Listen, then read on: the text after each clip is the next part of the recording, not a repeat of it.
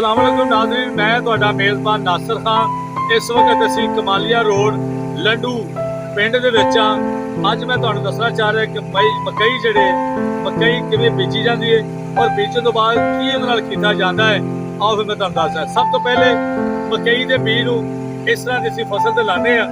उस तो बाद जो मकई जवान होंदी है तो मकई की कटाई करके फिर असीं पिंड च लिया के उहदे चों अलग अलग सिੱਟੇ करते हैं। अलग सिੱਟੇ करने तो बाद फिर उन्होंने असीं खुली जगह ते लैके जाने उस मकई के सिੱਟਿਆਂ नूं धुप के जरिए सेक लवाने ताकि मकई जिहड़ी है उहदे दाने सुक जाण। सुकण तो बाद असीं बोरियां ते पाने बोरियां तो बाद असीं उस थ्रैशर मशीन को लैके जाते हैं जिहदे जरिए उस मकई के सिੱਟਿਆਂ मशीन में पाया जाता है और उहदे दाने अलग अलग किए जाते हैं। आओ फिर मैं तुहानूं उस जगह ते लैके जा रहा है जिथे मकई के सिੱਟਿਆਂ नूं धुप के जरिए सुकाया जा रहा है। तो फिर मैं तुहानूं बोरियां विखावांगा। बोरियां तो पाने तो बाद वो जिहड़े पल्लेदार जिहड़े मजदूर ने वो चुक के मशीन ते जाके उन्होंने अलग अलग दाने किए जाते हैं तो तुक्का जिहड़ा है अलग हो जाता है तो दाने मशीन के जरिए डिगने शुरू हो जाते हैं। आओ मैं तुहानूं उस जगह ते लैके जांदा। नाज़रीन, मैं तुहानूं उस जगह ते लै जिथे मकई के सिੱਟਿਆਂ नूं असीं सुकने पाया तो मकई के सिੱਟੇ देखो कि तुहाडे सामने बिल्कुल सोके और असीं इहदा अलग अलग दाना करांगे। लेकिन उस तो पहले मैं तुहानूं इहदा दसांगा कि इहदे सानूं फायदे की ने मकई दे। मकई दे नाल कॉर्नफ्लोर बनदा है। मकई दे नाल पॉपकॉर्न जिहनूं असीं फुल्ले कह सकदे हां। मकई दे विच जिहड़ा है विटामिन डी शामिल है जिहड़ा कि साडे सेहत वास्ते बहुत मुफीद है। मकई जिहड़ी है तुसीं इहनूं भुन के खा भी सकदे हो बड़े मज़ेदार सर्दियों के मौसम से खास तौर पर। मकई दे नाल फुल्ले बनते हैं जो मैं पहले दस चुके जो कॉर्नफ्लोर भी बनता है।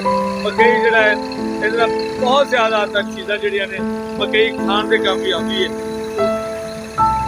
और थोड़ी सेहत जी है मौसम सर्दियों का हर बंदा चाहता है कि गर्म गर्म साग हो उत्ते मक्खन हो।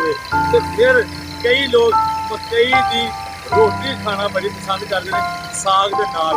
इनके उत्ते भी देसी घ्यो लगा हो तो सेहतमंद। तो मैं कहना क्या मजेदार रोटी पकती है।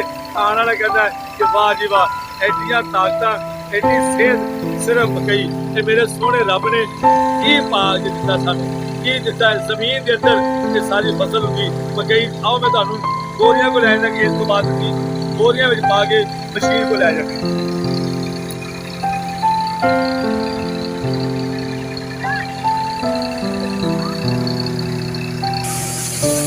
नाज़रीन, मैं तुहानूं लैके आ गया उस मशीन को जिथे कि मकई के एक एक दाने नूं अलग किया जाता है। उस तो बाद बोरियां ते पा के इन मुख्तलिफ जगह ते लैके जा सकते हैं जिथे आटा बनेगा मकई का जिहड़ी फैक्ट्री च कॉर्नफ्लोर बन जाएगा और साडे खाने से जिहड़े पॉपकॉर्न जिन्हों फुल्ले कहा जाता है मकई की रोटी आटा बनाया जाता है।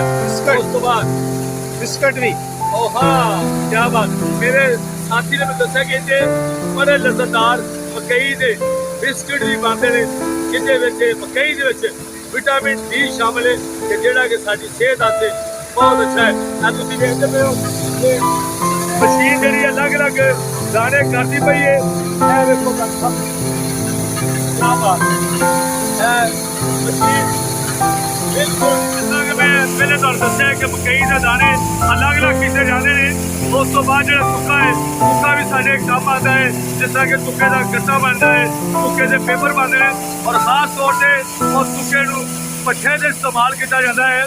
इट्टां बनाने का काम साढ़े आता है इट्टां नूं सेका पहुँचाने और बड़ा अच्छा लग रहा है मैनू भी। मैनू यकीन है कि तुहानूं भी अच्छा लग रहा है। मैं तुहाडा मेज़बान नासिर खान। इस वक्त असीं कमालिया रोड लंडू पिंड के कोल तहसील रखते हैं और मैनू उम्मीद है कि मकई का इस्तेमाल तुसीं जरूर करोगे। कैमरामैन रजा सुरनी दे नाल साडा चैनल वेखना ना भुलना। साडे चैनल नूं सबसक्राइब करना साडे चैनल नूं लाइक करना। अगर अज दा पैगाम तुहानूं अच्छा लगा है सेहत के हवाले नाल तो तुहानूं अपने मेज़बान नासिर खान नूं इजाजत दिओ।